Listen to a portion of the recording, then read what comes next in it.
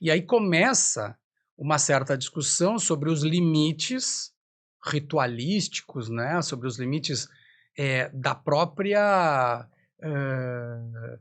da história do júri, que vem de um, né, de uma educação acima da média, de um uso de um cuidado com a língua, com o comportamento, a oratória demanda, né, um certo compromisso com isso e tal, e daí a sociedade vai mudando, as pessoas vão mudando, os jovens, eh, que são mais ousados nesse ponto, assim, e aí entrou o violão, e daqui a pouco entrou, o salto mortal e até eu estou usando isso para dizer que em algum momento alguém pode dizer que eu usar o 3D, ou um PowerPoint mais elaborado, seja equivalente a isso, né.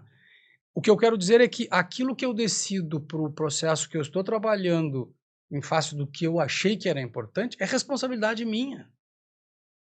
E eu acredito que o advogado, a advogada, quando reúne os elementos para fazer a sua defesa, tem que ter essa consciência.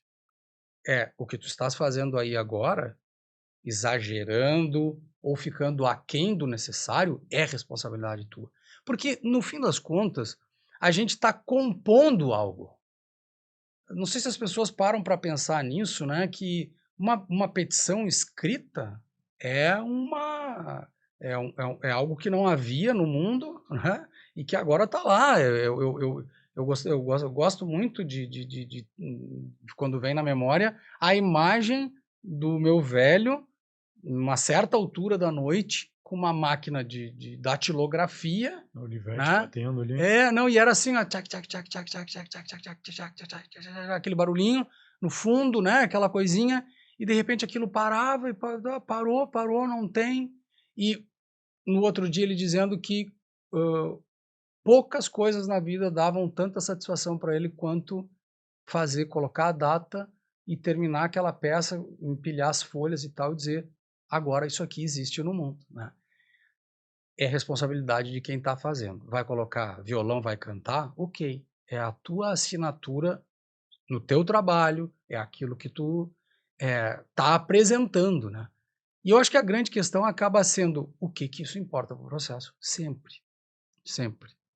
Tem muita gente, e não é no direito, não é na advocacia criminal, né, tem muita gente na vida que está muito mais preocupado com, a sua imagem, com né, o modo como as pessoas estão vendo ou se estão vendo, se aquilo vai dar like, se não vai dar like, se vai engajar, se não vai engajar, mas há um cliente aqui, né, há uma causa, há muitas dores aqui, há vítimas, né. Por isso que eu digo que o processo, ele é sério demais para a gente achar que tem alguma importância.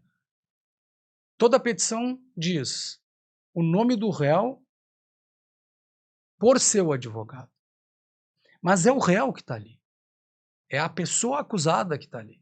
O advogado é aquele que tem que dar voz, que tem que dar vez, que tem que dar, capacidade de defesa para essa pessoa, mas nós não somos, nós estamos. A coisa mais importante de um processo é quando alguém chega para mim e diz: "Jader, muito obrigado pelo teu trabalho, mas eu gostaria que tu subestabelecesse para outro advogado". Nessa hora eu me dou conta do quanto eu me esforcei, do quanto eu fiz tudo que eu podia, mas do quanto o cliente quer outra coisa que não eu. E aí a gente tem que pensar que, ok, é isso. Uma nova diretriz, um novo posicionamento, um novo tipo de advocacia vai tocar daí para frente, para ver como quem importa é sempre ele. Eu já fiz isso, eu percebendo, eu não sou advogado para essa causa. Eu não sou o melhor advogado para essa causa.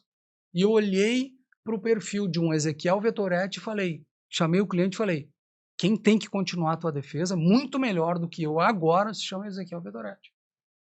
Mas como? Mas como? Não, por isso, o perfil, o modo de atuar com a imprensa, a atenção da imprensa para ele, a necessidade que aquele caso tinha de sair do foco e tal, estrategicamente não era bom que eu continuasse. E eu tive que ter a humildade de dizer, não é bom que eu continue. Porque o mais importante é sempre o cliente, a sua causa e o que estrategicamente é melhor para ele.